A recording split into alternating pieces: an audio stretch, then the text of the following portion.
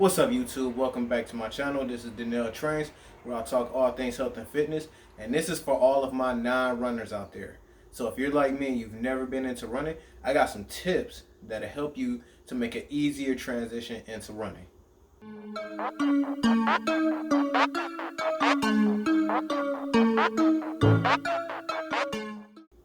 All right, so yeah, I am, or I'm not gonna say I am, but I was a non-runner, and now I'm getting more into it. I'm starting to like it a lot more, and really, this is just one of my personal goals. I've never been that great at running distance, so I'm starting off with a 5K, and I'm gonna just build from there. And this is just a personal goal of mine, just me challenging myself.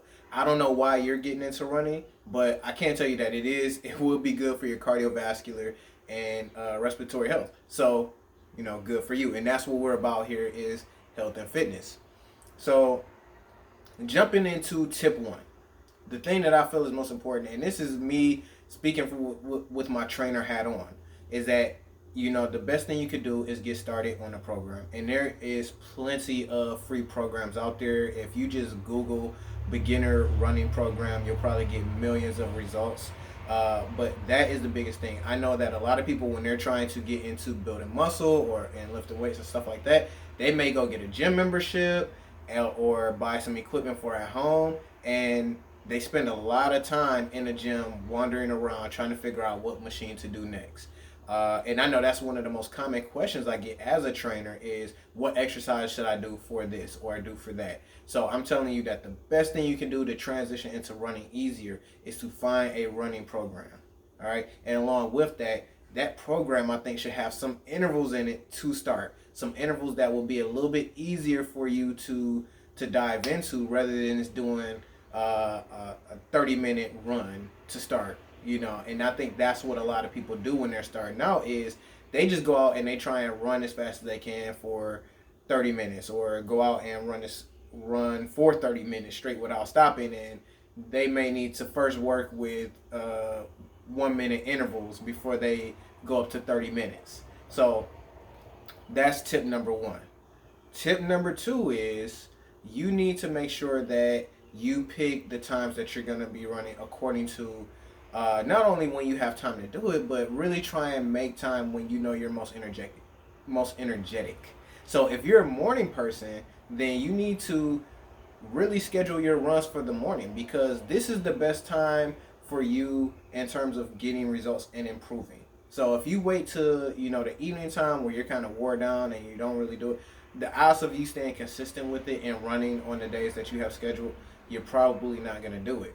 But if you choose the time of day where you're most energetic and you can just get out there and bust it out every time, then you're more likely to experience that runner's high because you're already going to be into it. And this is not to say that you won't have those days where even in the morning, if you are a morning person, that you don't feel like going out and running, but it is a much higher probability that you will have success ongoing if you choose the time of day that corresponds with when your energy is highest.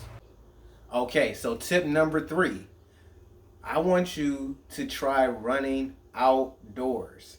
That has been a game changer for me. For some reason, being on a treadmill is much tougher. It's like easier in terms of like the running aspect of it, because the treadmill is very shock absorbent. I can control the speed. I can control the incline. There's not a lot of variables when it comes to that sort of thing. But mentally, it's harder because you're just looking at the same thing over and over again. And I personally don't think it's good to to be watching TV or have your phone and watching a YouTube video or something like that while you're working out. So going outside, breathing in the fresh air, seeing things differently, because even though you may, let's say you're running a route that you drive every day to go to work or to your kids' school or whatever, then you're gonna see it differently when you run. There will be things you notice when you run that you don't notice while you're driving, because hopefully your eyes are on the road and not on everything to the left and to the right of you. But that is a major game changer. If you can get outside and run, even if it's just through your neighborhood, that will make the biggest difference. I think that that is what has led me to enjoy my runs a lot more than before. All right, tip number 4, sign up for a race. Yes, commit to a race. Commit, and it's not necessarily a competition. It doesn't have to be anything like super like official or competitive. It could be just a 5K for charity. It could be one of those obstacle races like the Tough Mudder or something like that. But sign up for a race. It just gives you something to work towards. And when you set a goal, like that, where okay, this race is gonna be, at the end of the summer, I need to be able to run, 5 kilometers without stopping in order to, finish this race in the allotted time that I have to finish it. It really it ups the game a little bit. It helps you to stay focused because you do have that goal of doing it. And I would say if you can, not only register for it but pay for it, do that, because once you put your money into it, then it's like, okay, I need to make this happen. But definitely signing up for a race will up your commitment level and help you focus on the training. Okay, the fifth and final tip is track everything you can track. Now, you don't have to go out and get all the latest, wearable technology as far as like, the watches, the different devices that you have that you can, track your cadence and your speed and your miles. I just started out with my phone.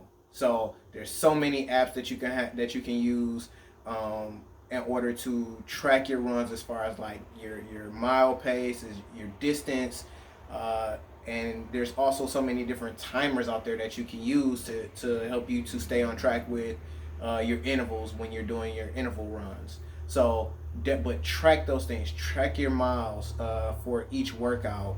Track your mile pace. Track your speed, and you can do this all through free apps. So, don't worry about getting the latest wearable technology. You don't have to invest hundreds or thousands of dollars to get started and to track. But as you get into it, you may want to invest more. But starting out, it's a lot of free stuff that you can use that will give you some good information so that you can measure the progress that you're making. And that is what will help you stick with it, is that you will see progress.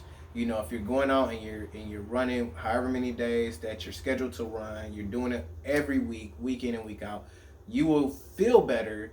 But then you can also have the evidence to show yourself, like, hey, last week during the interval run like this for 30 minutes, I only did 2.02 miles. This week I was able to do 2.13 miles. I'm getting faster, or I'm stopping less. But have the ways that you want to measure. I say track everything, but also take note of how you feel on your runs. Take note of body weight, body measurements, as far as your circumference, as far as your weight, all of those different things. That way you can see the difference that running is making in your health and in your fitness. Okay, so those are the 5 tips that will help you as a non-runner to transition easily into running. Thank you for tuning in. Don't forget to like, subscribe, comment, turn on the post notifications, and share this with fellow non-runners who want to get into it.